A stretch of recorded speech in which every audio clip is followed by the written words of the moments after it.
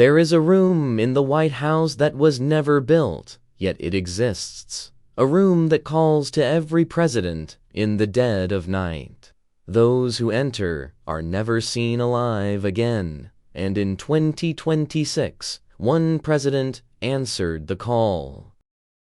But the first day a new president enters the White House, they do not see its secrets. They see polished floors reflecting golden chandeliers, freshly ironed ivory curtains, marble busts of men who shaped the nation, portraits that watch with timeless authority. They see a home of history, leadership, legacy. But history is only the skin, legacy is only the smile.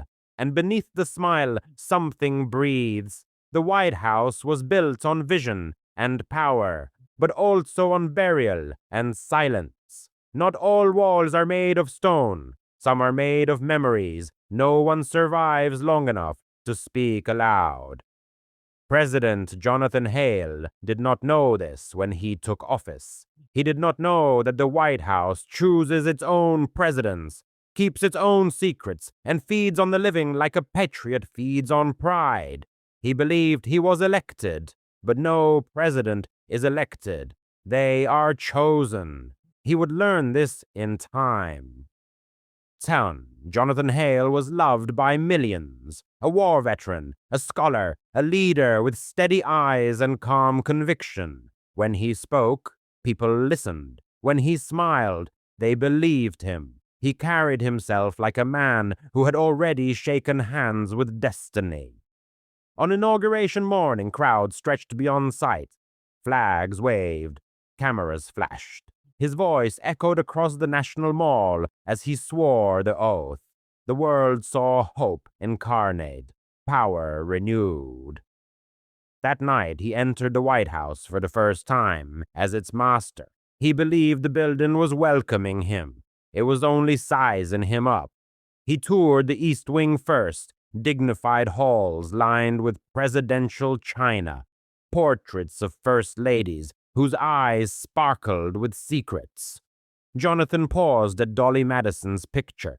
Her painted smile seemed to widen the moment he looked away.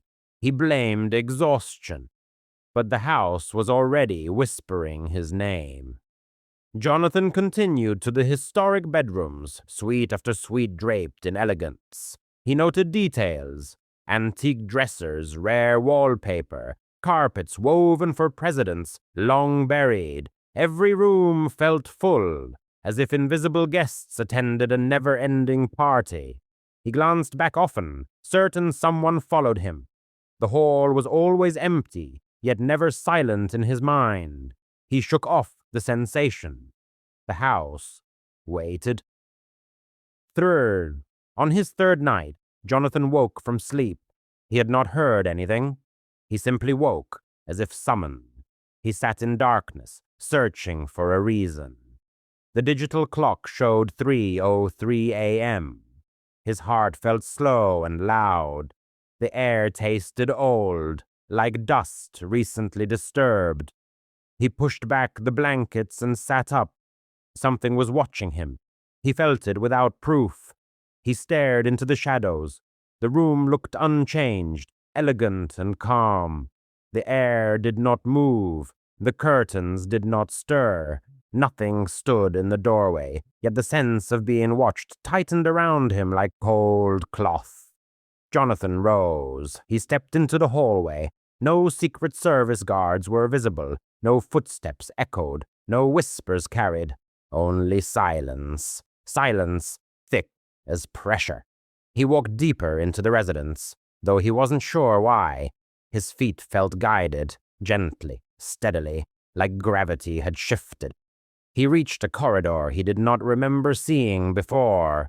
The wallpaper was different here, older, faded in places where sunlight never reached.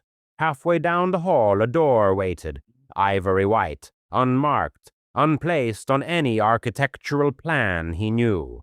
Jonathan touched the handle.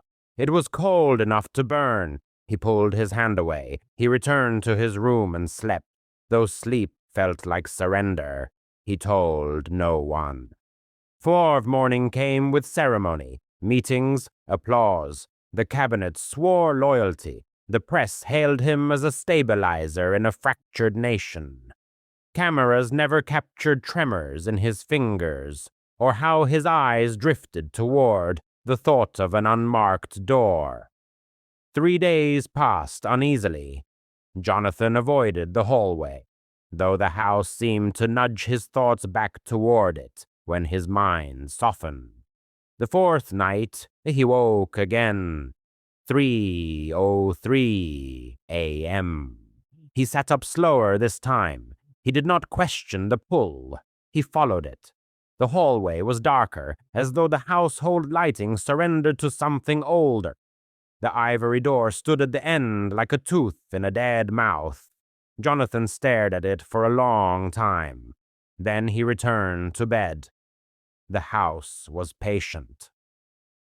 White House historians visited the Oval Office for a meeting on presidential artifacts.